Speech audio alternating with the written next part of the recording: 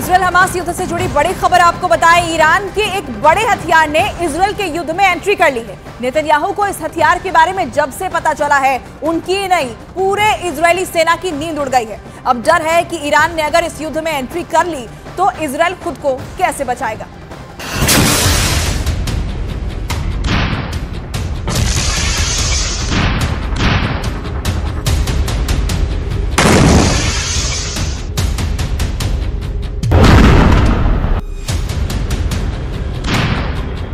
Israel को एक नहीं, दो नहीं, तीन नहीं, 10-20 नहीं, 100-200 नहीं, बल्कि 358 मौत देना चाहता है ईरान। इजरायल के सामने इतने दुश्मन खड़े हो गए हैं कि उसे 358 मौत देना चाहते हैं। इजरायल ने गाजा पर जितने बम गिराए हैं, उसका बदला 358 मौत से लेना चाहते हैं।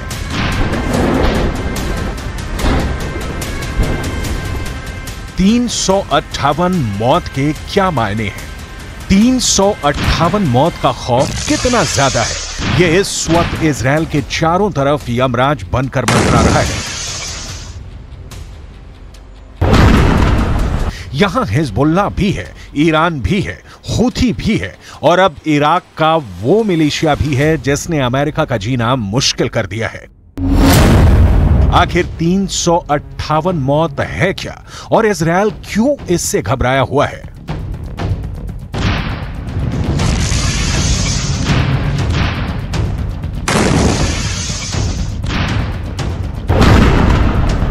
क्योंकि ये एक ऐसा हथियार है जो ईरान से निकलकर अब हिजबुल्लाह के पास पहुंच गया है। हूथी इसे लगातार फायर कर रहा है। 358 मौत की मिस्ट्री अब खुलकर सामने आ गई है।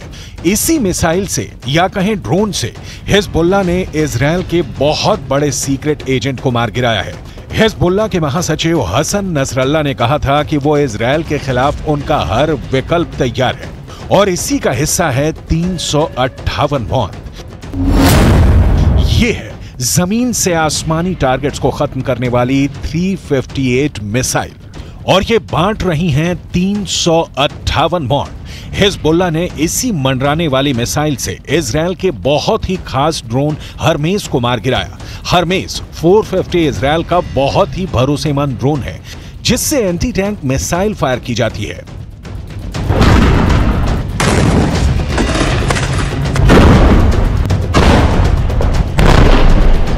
जब ये ड्रोन लेबनान के आसमान में पहुंचा तो हिजबुल्लाह ने उस पर 358 मौत बांटने वाली मिसाइल फायर की और देखिए क्या नतीजा निकला। ये ईरान का वो हरफन मौला हथियार है जिसे ड्रोन भी कहा जाता है।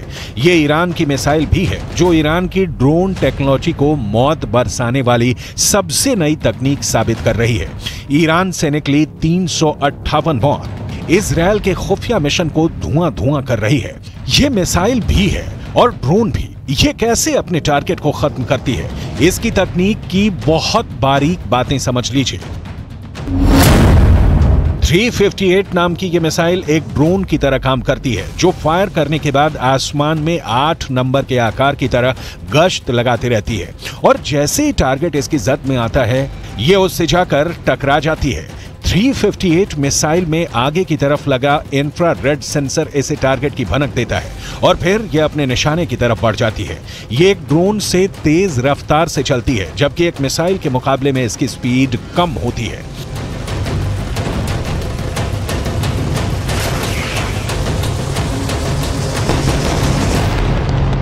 अमेरिका से लेकर यूरोप तक इसी मिसाइल की बात कर रहा है। इजराइल में भी यही मिसाइल चर्चा में है। हिजबुल्लाह ने जब से इजराइल का ड्रोन मार गिराया है तब से लेबनान के आसमान में चिंगारी की नई शुरुआत हुई है जो इस जंग के दायरे को और बढ़ा सकती है।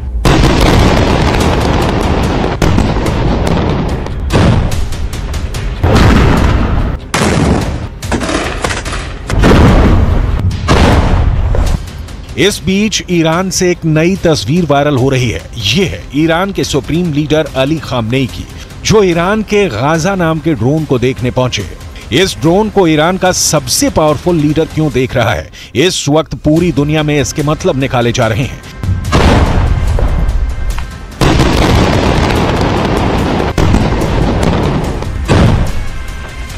ईरान ने गाजा नाम का जो ड्रोन बनाया है, ये 2000 किलोमीटर के दायरे में ऑपरेट कर सकता है। ये 35 घंटे तक 350 किलोमीटर प्रति घंटे की रफ्तार से उड़ान भर सकता है, 35,000 फीट की ऊंचाई तक उड़ सकता है और सबसे खतरनाक बात, ये 13 मिसाइल लेकर उड़ सकता है।